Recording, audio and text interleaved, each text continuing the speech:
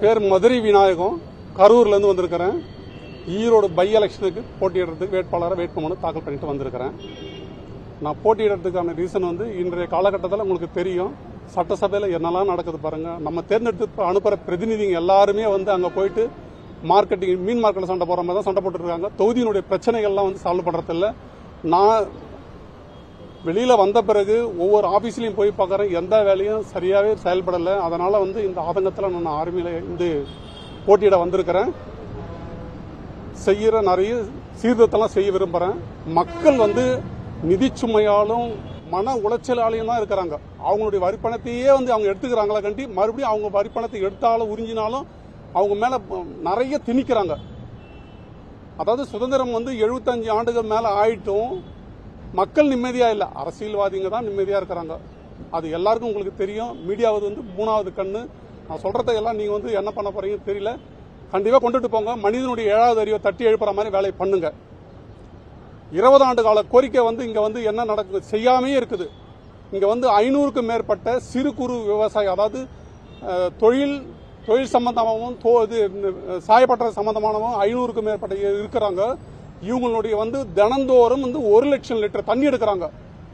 ஆற்றுல எடுத்து டைரக்டா இதில் கொடுத்து அப்படியே திரும்ப அப்படியே எதுவுமே இது பண்ணது இல்லை, சுத்திகரிப்பு பண்றதே இல்லை, அப்படியே டைரக்டா விட்டுறாங்க. இந்த தண்ணி தான் பூமிக்குள்ள ஊறுது. இதே தண்ணி தான் மக்கள் சாப்பிட்றாங்க. இதனால தோல் வியாதியில ஆரம்பிச்சு பலவிதமான வியாதிகள் இந்த ஜிஹெச்ல ஏகப்பட்ட ஜனங்க குவிஞ்சிட்டு இருக்காங்க. இன்றைய இதை உடனடியாக செய்வேன். 25 ஆண்டு காலம் முடிஞ்சு போச்சு. ஒரு புறநகர பேருந்து நிலையம் பண்ணாமையே இருக்குது. இந்த மாதிரி சில கோரிக்கைகள் நிறைய இருக்குது. மஞ்சள் உற்பத்திக்கு எஃப்சிஐ போன்ற குஜராத், மகாராஷ்டிரா போன்ற குளிர்பதன கிடங்கு கண்டிப்பா செய்து தரோம். இங்க அதுக்கு முக்கியமானது இது. அதெல்லாம் செய்யாமே இருக்குது.